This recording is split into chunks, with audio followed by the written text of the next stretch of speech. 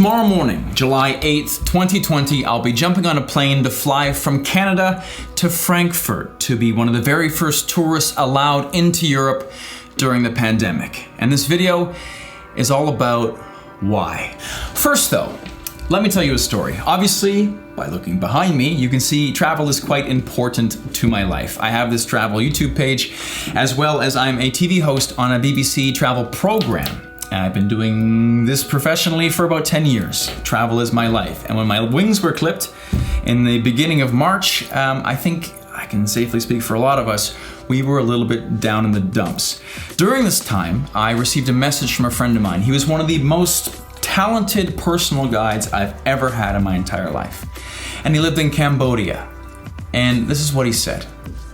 He said, "Mike, I am very embarrassed and sad to message you." And I said, "Well, it's okay, go on."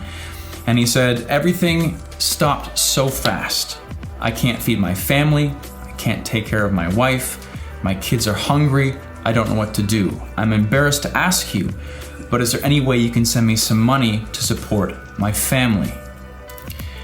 I did send him a little bit of money, but I realized something when he sent that message. There are hundreds of millions of people around the world in situations exactly like that. In these less developed countries like Cambodia, like Mexico, like Peru, that depend so heavily on tourism, and you know the government is doing zero to help them. You think maybe they could do something else, but if tourism just kind of waxed and waned like the tides, maybe you could find another job. But when things get cut so abruptly, and you're making all the money in the world and all of a sudden nothing, you're thrown out to sea, aren't you? So my friend, my Cambodian friend, is just one story out of hundreds of millions, I'm sure, around the world, of people who are struggling, that depend on tourism to live, and now they've got nothing. So like I told you, I'm Canadian, and right now that's a little bit of a luxury, because where I'm from, at least in New Brunswick, there's about 750,000 people here, and we've only had about 150 cases, and only a handful of active cases at the moment. So where I'm from, they've created a bit of a bubble. We don't let outsiders into our East Coast Atlantic Canada bubble, and therefore we've all stayed pretty safe here. Canada as a whole has handled the situation quite well compared to some other places, and therefore have been granted access, unrestricted, to Europe as of July 2nd, 2020. What that means is myself, a Canadian, and other hand-picked nations around the world can travel to Europe, the EU, without restriction, without quarantine, without self-isolating when they arrive in any country they wish, so they can find a flight to at least. And when this came up, I thought long and hard about it. Is it ethical to travel? Is it responsible to travel? What about these people who are literally starving? Maybe less so in Europe, but I'm sure there's many there who their entire life depended on tourism, and now there's none. Well, what's the big danger? I mean, for myself, being an adventure travel YouTuber, seeking out some of the most crazy, insane experiences on the planet, I'm used to a little bit of a baseline risk in my life.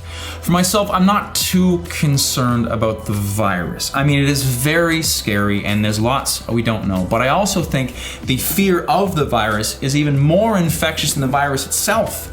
There's misinformation, disinformation, and it's really hard to keep track of what's true and what's not. It is a shit show of lies and truth, and it's hard to know what is shit and what is gold. For myself, I know I have done the necessary research to keep myself as safe as possible, as I possibly can, on this upcoming journey. But that's not really the main concern here. I mean, sure, if I want to do something crazy with my body and my life, that's fine, but what about other people?